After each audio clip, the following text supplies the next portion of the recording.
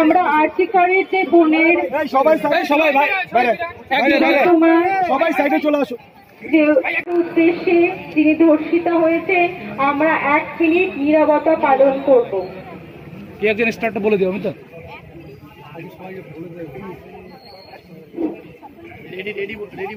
সময়ের পরিপ্রেক্ষিতে আমরা কিন্তু 12টা পার হয়ে গেছে, তার মানে আমরা খাতায় কলমে স্বাধীনতা দিবস। আমাদের সামনে যেন কোনো নারী অত্যাচার বা নির্যাতন, ঘরে বাইরে কোন রকম কোন ধরনের শারীরিক মেন্টাল নির্যাতন যেন আমরা না হয়, তার অঙ্গীকারবদ্ধ যেন আমরা হই। আমরা অন্তত যেন একটা মেয়েকে বাঁচাতে পারি, আমাদের বিবেকের কাছে প্রশ্ন। ঠিক আছে, আমরা সবাই এখন 1 মিনিট নীরবতা পালন করব। আপনারা প্লিজ সবাই মোবাইলটা একটু সাইলেন্ট করবেন। আর টাইম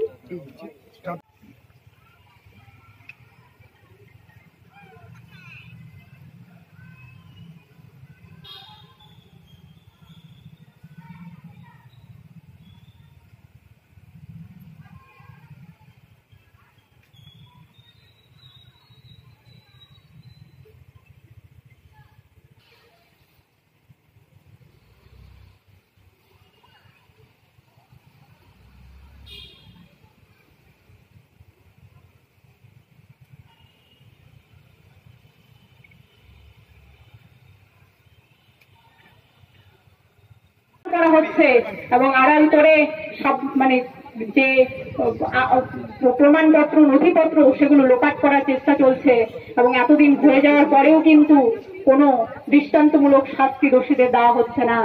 আজকে এই যে রাত দখলের যে লড়াই, রাত দখলের যে আন্দোলন, স্বতঃস্ফূর্ত ভাবে যেভাবে করে নারী পুরুষ নির্বিশেষে আমরা একত্রিত হয়েছি, সেই একত্রিত হওয়া আজকে যদি আমরা ভাবি যে একদিন আন্দোলন করলাম, সেই আন্দোলন করেই আমরা দোষী যারা দৃষ্টান্তমূলক শাস্তি পেয়ে যাবে তারা, তাহলে কিন্তু সমাজকে এই সিস্টেমকে কিন্তু ভাঙতে হবে, গণ আন্দোলন করতে হবে। আজকে গণ আন্দোলনের মধ্য দিয়ে এই ধরনের সমস্যা সমাধান সম্ভব, না হলে কিন্তু সম্ভব নয়। আজকে স্বাধীনতার এত বছর পরেও নারীর কোনো নিরাপত্তা নেই।